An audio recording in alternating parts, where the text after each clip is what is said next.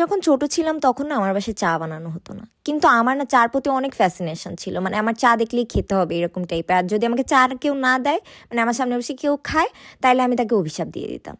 তো হয়েছিল কি যে আমার বাসার পাশে যে বাসা ছিল সেই বাসায় একজন আন্টি ছিল, আমার আম্মুর বান্ধবী, আবার আমার আম্মুর কলিগও তিনি। তো তাদের বাসায় প্রতিদিন চা বানানো হতো, তারা প্রতিদিন সকালে বিকালে চা খেত। দেখে আমার খুব ভালো লাগতো, আর আমি ওই সকাল বিকালেই তাদের বাসায় দুধ দিতাম যে একটু যদি আমাকে চা দেয়। অ্যান্ড তারা আমাকে দিত, চার সাথে মুড়ি খেত, টোস্ট খেত, ড্রাই কেক খাইতো, বিস্কিট খেত, আমাকেও একটু দিত। আমার একটু খাইলে খুব ভালো লাগতো। তারপর হলো কি বাসা চেঞ্জ করা হয়ে গেল, বাসায় ভাড়া ছিলাম ওই বাসায়, তো ভাড়া চেঞ্জ হয়ে গেল, বাসা অন্য এক জায়গায় চলে আসলাম।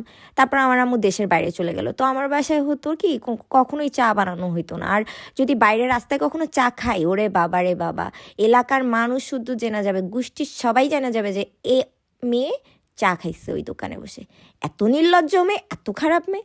তো ওইভাবে কখনো চা খাওয়া হতো না। কিন্তু আমার আম্মু দেশে ফেরত আসার পর আমার আম্মুর রুটিন ছিল সকালবেলা প্রতিদিন চা বা কফি খাবে। সো তখন থেকে অফিসিয়ালি আমাদের বাসায় চা পুরোপুরি অ্যালাউ হয়।